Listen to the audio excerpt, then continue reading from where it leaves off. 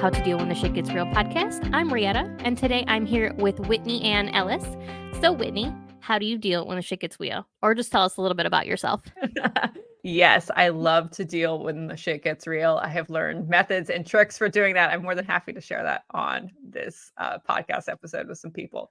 I am Whitney and Ellis. I am a life coach. I specifically help women find their purpose and make a living and a life doing what they love. And that is absolutely my passion. But before I was a life coach, I was actually a television producer for 12 years in New York City. And I specifically worked in true crime for years and years and years. And because I worked in true crime and I spent a lot of time sitting in the chair asking powerful questions to people sitting across from me that had experienced a lot of grief and loss and devastation, what I learned through that experience is that I really felt like people were healing and having an experience in front of me in the chair because they were telling their story. And it was through that experience of listening to so many different people's stories, and specifically people who have lost somebody due to a murder. I really learned the power of not only deeply listening to people and asking them powerful questions, but the power of people just speaking out their stories and speaking out their grief. And from that experience, I realized I wanted to use those tools, and ultimately through some more steps in life, I can share those with you, decided to become a life coach and really help people in a more practical way. Because before with TV, we're there to listen to people, but it's also meant to be on television. And I really wanted to have that intimate, powerful, practical experience of how can I actually help people that are sitting in the chair answering questions and sharing with me, and how can I help them heal from whatever experiences they've had. So that's sort of in a nutshell. I'm a TV producer turned life coach, and it is my joy to just help as many people as I can. And I felt like that's also your intention. And so we really aligned with that. So I'm honored to be in your space and talk about how to deal when shit gets real. Yeah, I am so honored you're here. And obviously, that was the whole purpose of starting the podcast, was talking to people, hearing their stories, sharing their stories. And even if they just help one person, we helped one person. So I have the I, same mission, like just focus on the one person who's listening right now who needs to hear this conversation between you and me today. So we're there for yeah, that person today. exactly. And I have to ask, since you talked about powerful questions, do you have a recollection of what is one of the most powerful questions you've asked somebody? Ooh, I got goosebumps. I got goosebumps when you asked me that question. So actually, I used to, in my TV producing career, at the end of every single interview that I ever gave, asked this one question. And it's interesting because I've interviewed probably 500 to 1,000 people in my 12-year career, from like zookeepers to criminals to people who have, lost people to murder. And after every single interview, I would ask one powerful question. And I would say, okay, let's think about everything you've just shared with me today. What is the one lesson that you've learned from this particular experience? And what was always astonishing is that people would pause and be like, whoa, how do I glean a lesson from whether it's the most heinous crime or terrible thing that's happened? How do I glean a lesson from my life? How do I glean a lesson from whatever? And they would always pause and really think about their answer. Like, what lesson can I learn from this? And I would say almost every single time, their answers were the most powerful answers throughout the entire interview. And it's interesting because you could always find a lesson, even in the darkest things, that you can take away from it. And so I guess to answer your question, it is, what is the one lesson you can learn from whatever you're experiencing right now? Well, now you got to answer your own question. So, what is your one lesson? Ooh, about life or about what? Oh, that's deep. Whatever comes to your mind first. How about that? Okay, so I would say the biggest lesson I have learned most recently, and especially in the work I do as a life coach, and that has helped change my own life, is that you actually are in control of your thoughts. And that once you begin to take power over your mindset, you can literally change your entire life. And I am slowly but surely doing this for myself. And I do the same thing for my clients. And I live most of my life thinking that how I felt and how I thought and things that were happening to me were completely out of my control, and that life was happening to me instead of me being more in control of how I felt like life was happening and me creating a life. I would say I spent the most of my life just feeling like life is happening to me. And now I'm suddenly a creator of my life and recognizing that my thoughts, that I can choose them. So that is, I would say, one of the biggest lessons I've learned. I think a lot of us get stuck in that we think life is just happening to us, and why is everything happening to me, and why is everything so terrible? But you're 100% right. We have control. We have more control than we think we do. Mhm. Um, and y- the only time anybody else has control is if you give it to them. Ooh, say more about that. I wanna know what yes, that's true. Say more, though. Um, let's see if I can still sound philosophical when I say this. Um, let's see if we can give an example.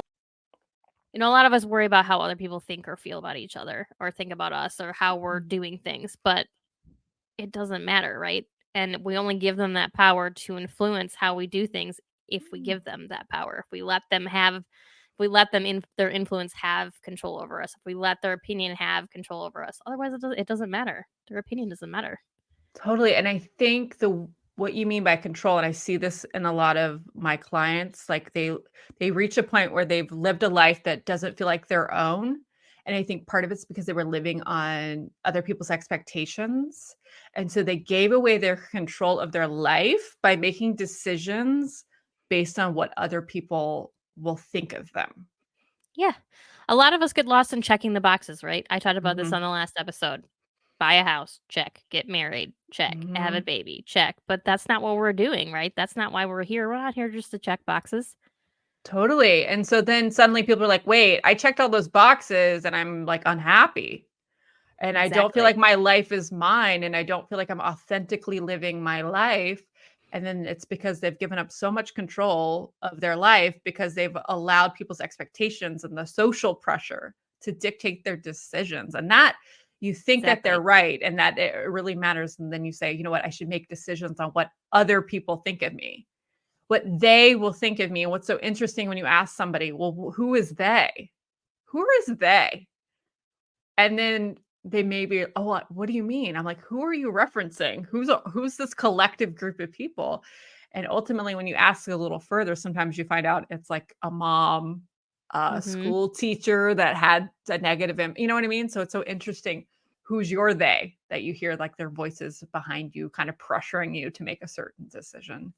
And it is scary to really stand up for yourself and be authentic and say, "You know what? I don't wanna have kids, or I don't wanna buy a house, or this is not for me," you know? So, yeah, we do give up control when we begin to make our decisions based on what other people are expecting us to be or Yeah. who we're supposed to be.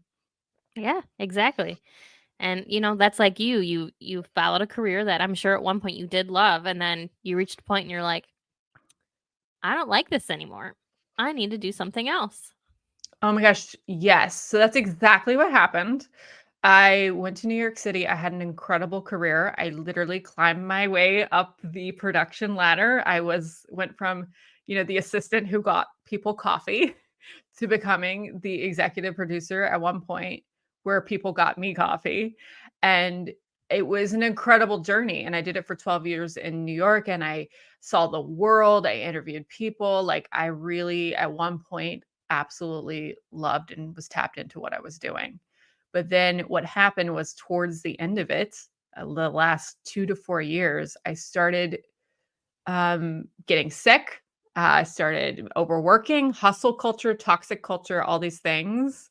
And I also felt like I always had a deeper calling than just what I was doing. I wanted it to r I realized something that motivated me was genuinely helping people. And I felt like in a way I was doing it, but I wasn't really doing it to the full capacity. And I remember feeling like I want to change careers, but this is so scary. I've been doing this for so long. I got a degree in film and TV. whenever I said what I did for a living, people were like, "Oh my gosh, you're living the dream." And I would always think, "Ugh, I know there's more for me than this." And I felt guilty. Like I should be happy. Right? I should be happy with this career, but inside I knew that I was definitely destined for something that was deeper for me than just, making television. And to decide to quit something that you've been doing for so long, to say I'm done is really scary. And Yeah. I just it was like a slow gnawing at me. I was literally getting sick because I was denying my authentic self for so long. And then one day I was like, I had the worst production day of my life in TV. And I sat in a hotel room crying, like, oh my gosh, I'm stuck in this life that doesn't feel like mine anymore. And then I took a picture of myself with the number one in my finger. And I said, this is day one of my new life. And I had no idea what I was going to do. I All I love knew is that. all I I love knew that is you did that though, that you thought to be like, "I'm taking this picture and yeah. there's no excuses." Yeah. And I said day one of my new life. And then the shit hit the fan and shit got real after that. It's so funny when you tell the universe, God, hey, I want to change. And then it's like, okay, well, we're going to change your whole life overnight. But, and I can go more into that. But I think a lot of people come to me for life coaching when they've reached that I'm done moment. Like I'm done living this life that I have and I'm ready to start again. And I don't literally know what to do. And I think that I'm done moment's so important because it's the moment you commit to saying, okay, this is so uncomfortable. I don't like my life anymore. I'm ready to actually step into something new. And then slowly but surely figuring it out uncomfortably. Like you're pretty Uncomfortably. much uncomfortable on I'm still uncomfortable to this day, like building a new life for myself. But Well, what do through they that, always say? Get comfortable being uncomfortable. So, exactly. Oh my gosh, I'm exactly. sure it had to be hard though too, especially because you were in the true crime sphere, like dealing with murder and stuff all the time. That has to be really heavy on you. Yeah. So a little backstory is I worked in for the Travel Channel for a long time. I did a lot of fun stuff, and then suddenly what happened was it shifted. I ended up working on a jail show. I worked in a jail. I filmed in jail for like 4 months, and then that turned into true crime. And that's where a lot of the work is in television because guess what? People love true crime.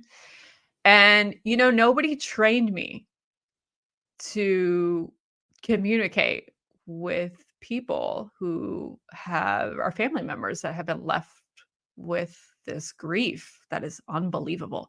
Nobody trained me, but I began to get involved in true crime where I was regularly talking to family members who had lost somebody to really horrible murders. I mean, just heinous, horrible crimes. And I ended up, you get really close to these people, you get close to law enforcement, you do these interviews and you sit in the space and you hold space for these people to talk about their grief of losing somebody to murder. And it was heavy. And I still carry around sometimes the weight of some family members. I still think about them, and to lose your family member to a murder or to being murdered is a totally different type of grief, and I don't think it's something you ever get over. It's just something you learn to live with.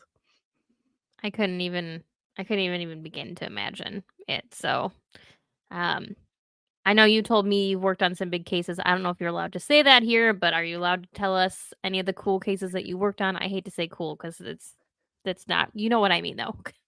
Yes, so I've worked on a lot of cases. I'm allowed to talk about it now because all the shows that I've worked on have aired, and there's it's already on television. You can literally look it up. Um, and it's on IMDb, some of it. So it is public knowledge. So the major cases that I worked on was the Alec Murdaugh case. That was probably the biggest case that I've ever covered, and it's been a vastly covered story, but it was very interesting to be in Beaufort and to interview people and to really be a part of that story. Um, what was so heartbreaking and one of the hardest interviews I ever gave was to Sandy Smith, the woman whose son, Stephen Smith, was a young gay man who was murdered and left by the roadside and connected to Alec Murdaugh in some shape or form, and interviewing her, hearing about how she lost her son.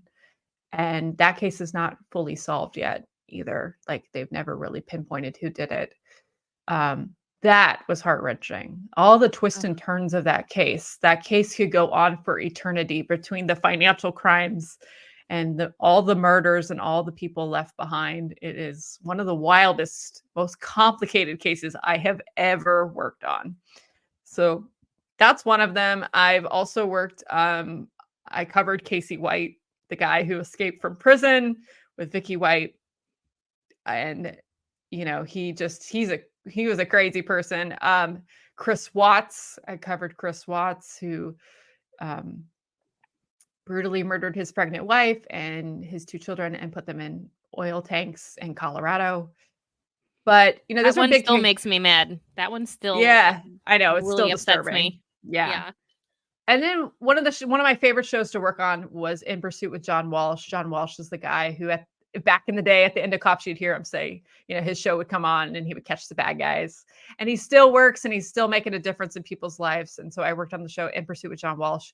And we covered a lot of unsolved cases, or cases where the killer got away. And so I really enjoyed, what I enjoyed most was really connecting with family members and really hearing their stories and being able to try to help whoever killed their family member potentially get arrested and captured, which is something that they do. They do succeed at capturing people who have killed family members, people. So Is there any case that's still like, whether it's unsolved or not solved, that still like hangs out with you? I do think of Shanann Watts. I watched a lot of footage of her. I saw, Chris Watts' text message history. I was really deeply involved in that case, and his level of cruelty and just disassociation with what he was doing was mind-boggling. And the fact that he still receives love letters, people think he's innocent. The audacity of that man. Mhm. Yeah, there are a couple cases. I think, when you cover so many cases, you begin to see patterns. And so what's really affected me is to see the pattern of women who are murdered by their partners due to domestic violence, and to see the pattern of what happens. Typically, they finally file a complaint, right? That the domestic violence has happened to them, or the police come into the home and witness domestic violence. And what ends up happening is the partner gets arrested. He's temporarily in jail, less than 24 hours typically, gets out, and then is now raging mad at the woman in his life, whether his wife, partner, or girlfriend, and plans to murder her. Sometimes it happens within days. Sometimes I had a guy who waited on the anniversary of the day of his arrest to kill her. Ugh. Um, God so bless. that stuff I'll never forget. The pattern of just like, once they get called out for the domestic violence, I call it the red line. It seems to be a red line where there's a line drawn, and then they make a decision. Now I'm going to kill my partner. And these women are brutally murdered after, just trying to protect themselves from being abused. It's so hard to understand that as somebody who's married and cares deeply about my partner. Like, I don't even know how anybody could ever reach that level. He's like the last person in the world that I would ever think about hurting. Not that I would want to hurt anybody, period. Yeah. So I'm gonna get a little vulnerable here with you. So I actually grew up in an abusive household. My father was abusive, and my mother was so scared to leave him for the very reason I just described, which is what I call the red line, where they reach a point where they become dangerous. And my mom did actually report him, and he had a close connection to local law enforcement. He was barely in jail when she did report abuse at one point, did dare to report it. And ultimately, my mother had made the decision that she was going to have to escape without his knowledge in order to avoid potentially getting murdered. He did threaten to kill us, the kids, and her if she ever left him. I do believe he would have made good on that. And my mom was brave enough to secretly sock away money in a separate bank account. She happened to be working at a bank at the time where she was able to open a separate bank account without him knowing. She socked away money. She found another home. And then together, my mom and I moved all of our stuff out with movers one day while he was at work and then fled. And my mom saved my life and her life that day by deciding not only to leave him, but to be very strategic in her leaving of him. Now, he still could have retaliated. I'm very grateful he didn't. But yeah, I think it was especially hard for me to do interviews with these family members because there was part of me that always felt like that could have been my mom or that could have been me. And yeah. Yeah, that's a hard realization. I mean, I dated a guy when I was younger that was narcissistic and abusive, and Mm, it's one thing when you're younger, and I don't want to say you don't really know better, but you don't, and you're still figuring things out, and it makes things even more complicated. I'm grateful that I went away to college. I think that's what saved me. mm, It forced me to get away. I went away to college and saw what kind of freedom and life I could actually have. mm, And how people should treat you. And it was like, mm. "Oh, this is what life is actually like." Yes. You know, I actually forgave my father, and we have a very good relationship now, which is pretty incredible considering all the That's things. powerful. And I also dated narcissists after, in my young years, and no surprise there, right? Because I was attracted to what felt familiar to me. And then I Mhm. broke that cycle. I said, no more. I deserve more than this. I'm worthy of more than this. My thoughts really began to change. And then, I ultimately fell in love with a friend who's now my husband, and we have a beautiful marriage, and it's so loving. And I feel so lucky to, I love that for you. yeah. And I feel like there's the curse breakers, the people who break the family curse or break the cycles, and they decide I'm going to be the one who's going to break this. And I was the one. And it sounds like good for you for going off to college, creating your own identity, and getting away from that narcissistic boyfriend. Your fate could have probably been a little different. It could have been a lot different. Sounds like both of ours could have been. So, things happen for a reason. Um, I mean, we hate to think that we went through certain situations. We hate to think that we had to go through those harder situations to get where we are, but sometimes you just have to. What day Yeah. were you born on?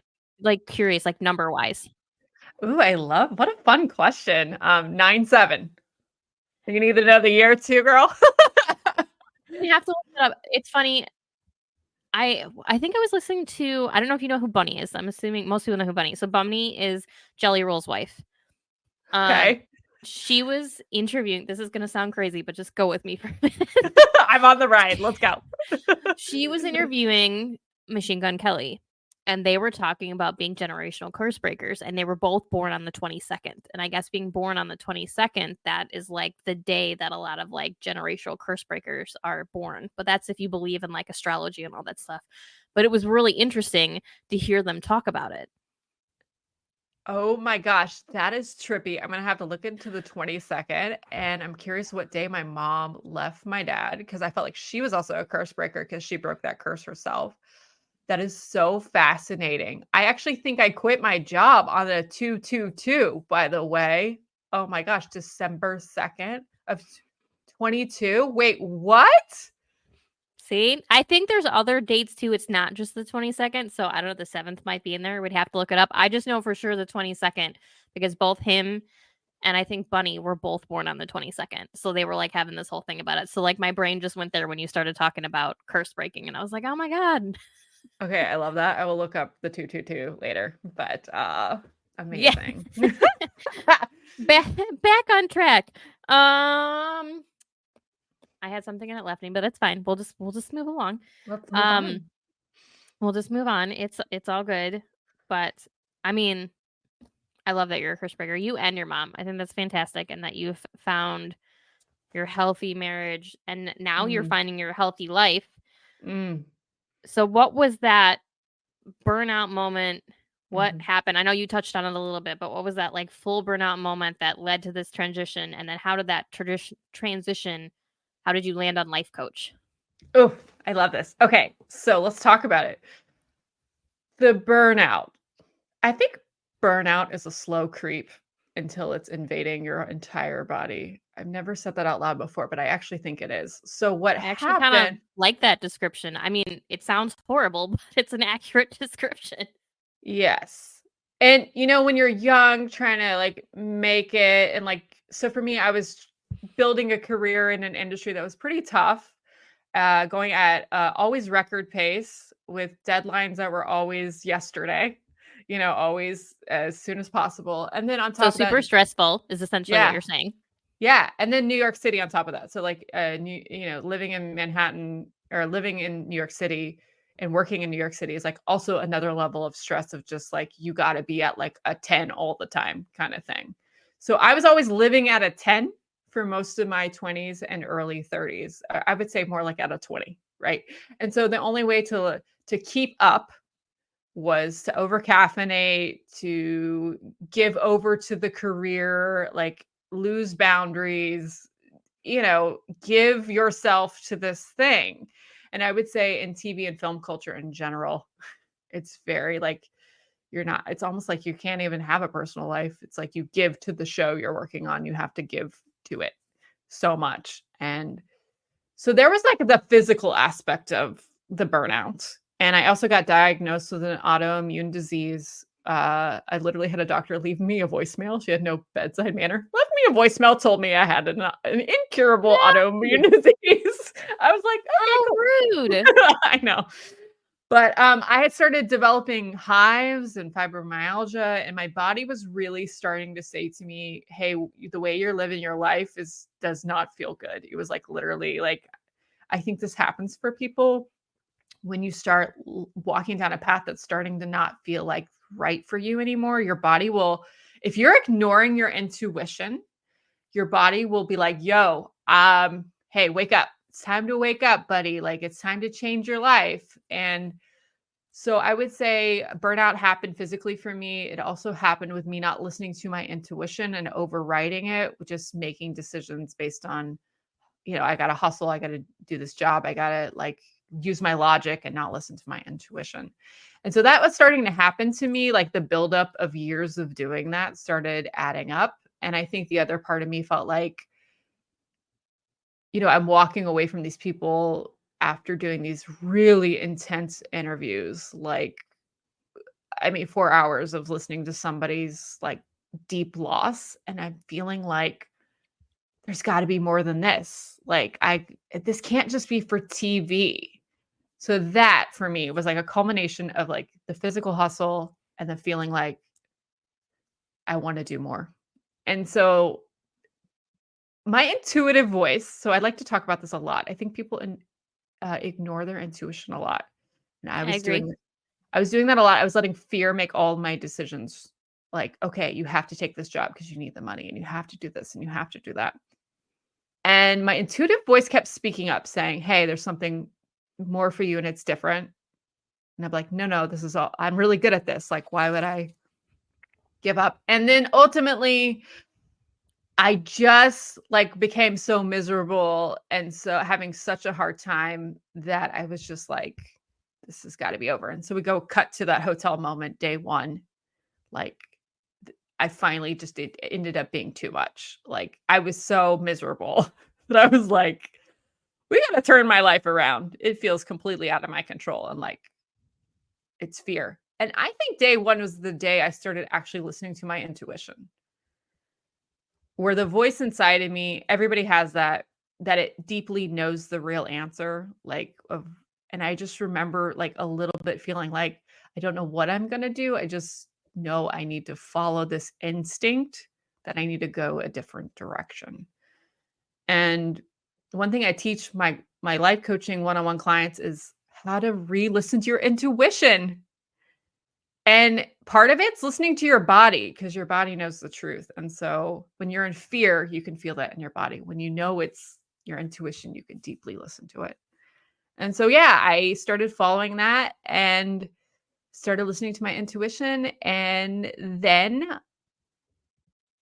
a water pipe burst in my apartment in Brooklyn and Oh just no.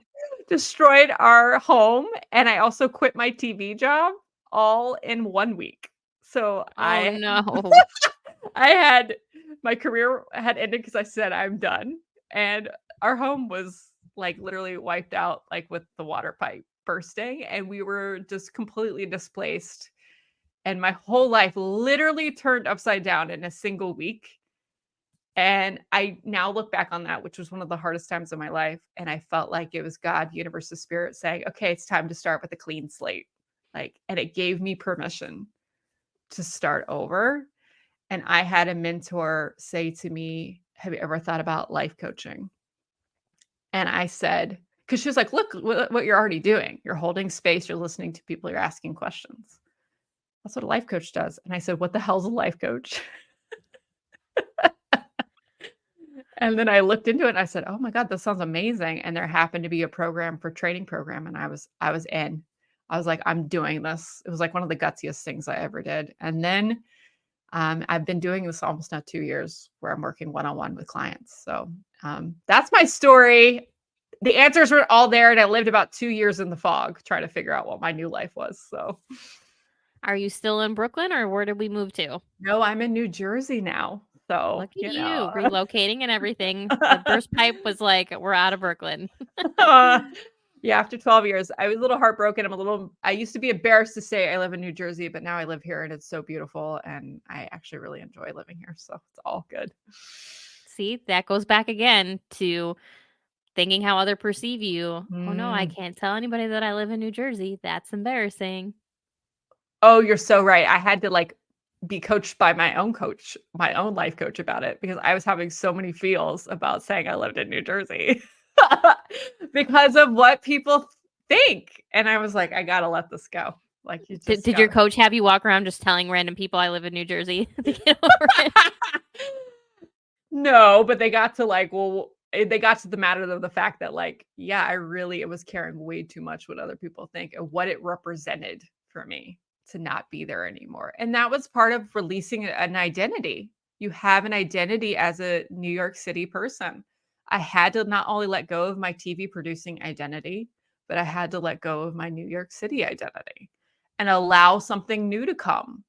And that's often what is required. Your old life must be sacrificed so you can build the new thing, but you have to let it go. And it definitely, I had to be coached a lot to let these Yeah. things go.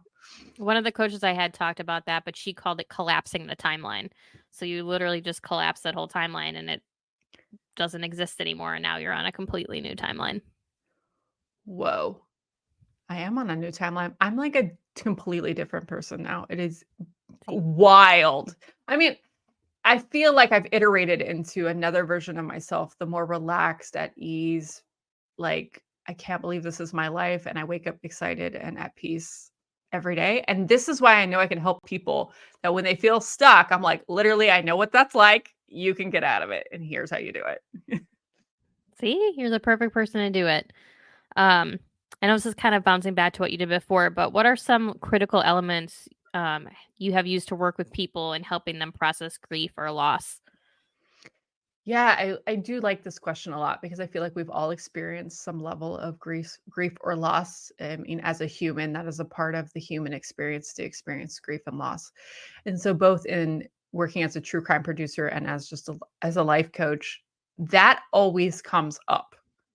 There is always loss and grief somewhere, whether that's saying goodbye to an identity or a person or a memory or of who we thought we were going to be and who we are now. So grief and loss, I'm not afraid of it. I think some people sometimes are afraid to go towards it.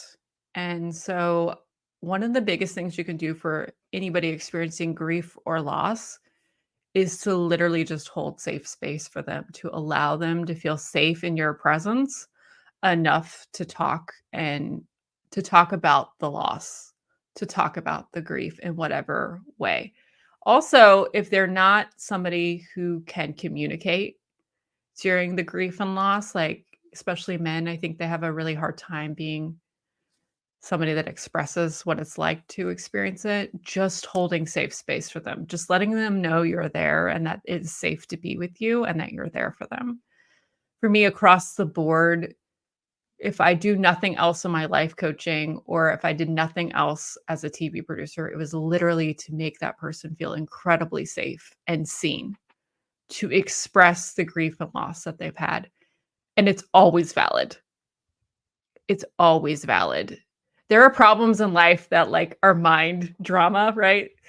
And then there Absolutely. and then there's like real loss and real grief that like deserves to be always validated and to be held safely until that person's ready to release it and allow it to become something new. So my answer is holding safe space for people to be who they are and to go through what they're going through. Yeah. I I agree with you. I mean, it seems so simple when we think about it. Like, oh, I know especially me, like if I know somebody's having a hard time, you want to do all these things, right? You want to do as many things as you can, but sometimes just having that space is really all they need. Yeah, and I also think to add to that, deep listening, like I do feel like people don't always feel actually listened to, like Mhm. deeply listened to. There's such a difference between just listening or actively hearing somebody, Yes. hearing, and like the deep listening where you're literally so invested in the moment that is present in front of you and the person that is present in front of you that you're actually fully listening to them without thinking about what you're going to say. You're just allowing what they're saying to come through you and then you respond. And it's like a level of service, being willing to serve somebody through your listening. Absolutely. We definitely, I mean, myself included, I have to check myself sometimes, get caught up in just listening to respond instead of actually listening to listen. So, a good reminder for everybody to kind of let go of your ego and just be the open door. Oh, I love that. Be the open door. And it takes practice to be the open door and to hold space for people and to really listen. It does take It does. practice. It's not something that happens without practicing it. Yeah, I've noticed it happen like firsthand with my dad because my dad is somebody when you speak with him, he likes to think about it for a second and then respond.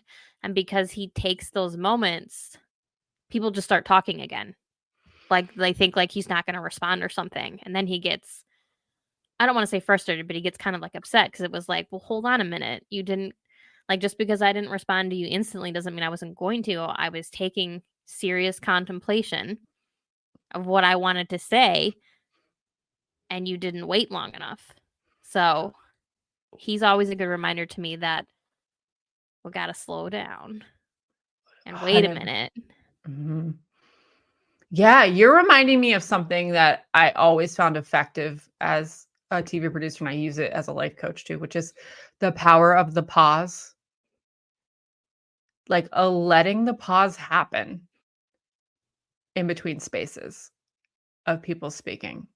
But that's actually so hard to do because what happens is you get a little uncomfortable and you feel, I used to do this all the time, feel the urge to fill the space. And what's amazing what can happen when you use the power of the pause is sometimes the person in front of you says something even more that you're like, "Oh, if I would have spoken or interrupted, I wouldn't have had the privilege of hearing this incredible thing that they just said because I paused. I waited just a little bit. I just paused a little bit." So I love the pause, even though it's really uncomfortable sometimes where I'm like, "Oh my gosh, I want to speak, but don't do it. Just hold yourself there." See, we circled back to get comfortable being uncomfortable. I love that. I mean, I try to be uncomfortable every day. This is a little uncomfortable for me right now, but I love it. I love that. Like we met each other online. We made this happen. I'm sitting in front of you.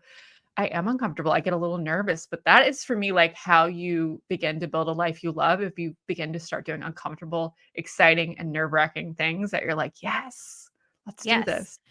Yeah, I mean, I still get nervous too because you never know how it's going to go or how people are going to feel, and but at the same time it's very exciting because I get to meet all sorts of amazing people that are willing to talk and share their stories. So um as nervous as I get, I feel super blessed to have this platform and what it's grown into. So Yeah. I'm And you so it's happy you're here.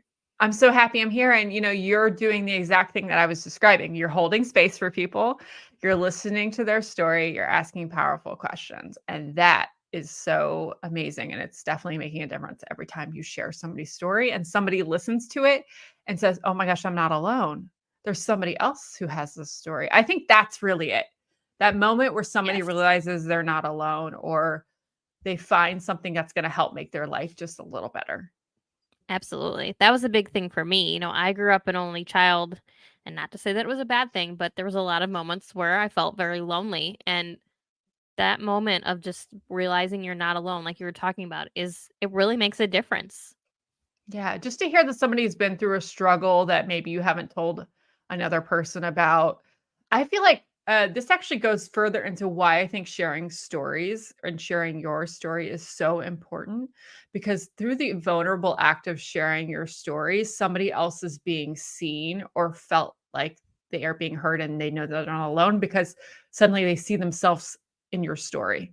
And so even me sharing about my dad, that was really vulnerable, but I know that there's somebody out there that probably either is considering leaving their husband or has had the experience of having to flee somebody because of it. And so letting them know, hey, you're not the only one that's going through this thing. And like Yeah. my mom survived it and I survived it. And I've built a beautiful life for myself and I'm a curse breaker. So it's amazing. But that's what I love about stories. That's what I love about listening to people's stories and telling stories is that they open up a whole world and they remind you you are not alone and Yes. that your wounds are there are other people with wounds like you and you can heal them. And here are some ways you can heal them. And sometimes you can learn from other people that have healed themselves. Yeah, absolutely. So, what is one final thing you would like to leave with our audience? Hmm. It's like the question, like, what's the biggest lesson? That's such a good question. I guess that you're not alone and that you can change your life at any point. That's actually one of my sayings. It's never too late. I think sometimes people think it's too late, too much time has passed, and that they can't change their life. And that if you feel stuck, that's a totally normal human experience, but it's also God, the universe, spirit's way of saying, okay, it's time for you to go to the next level. There's a new step for you to take. You just need to be brave enough to take whatever that is if you're feeling stuck. And you can decide to change your life at any point. And one thing, if anybody's interested in working with me, I do one-on-one private coaching, and I also do VIP days in New York City where you can coach with me in person.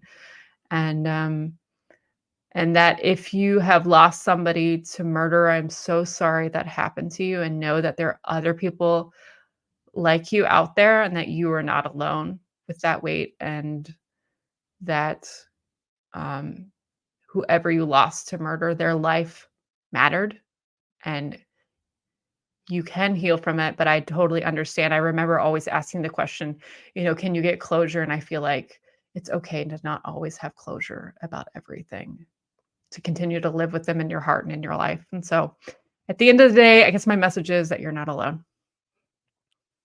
And for anybody that does want to work with you, how can they get in touch with you? Oh, great question. So you can go to my website, whitneyannellis.com. You spell Ann with an E. And if you want to communicate with me, you can just send me a message and we can connect. I do consult calls. We have a deeper conversation about what it would be like to work together. So that is how they can get in touch with me. WhitneyAnnEllis.com, WhitneyAnnEllis.com. Oh my gosh, what a pleasure to be in your presence today. Thank you for letting me be on your podcast. I'm just honored. And what a pleasure to be in yours. Thank you so much. I've learned so much. So far this season has blown my socks off. I've met such amazing people. So thank you so much for being here. It's just so good. And this is how to deal when the shit gets real, guys. I'll see you all next episode.